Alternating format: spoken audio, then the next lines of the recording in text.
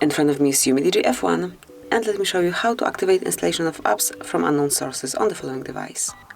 So at first you need to open the settings, then find and select apps and notifications right here, and go to special app access.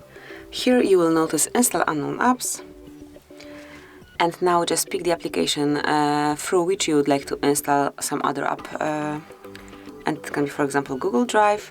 And once you want to activate this unknown source, just tap on allow from the source. And that's how you can give permission to this app. Obviously you can pick any other of them, just mark it, and from now on it is active. So that would be all. Thank you for watching.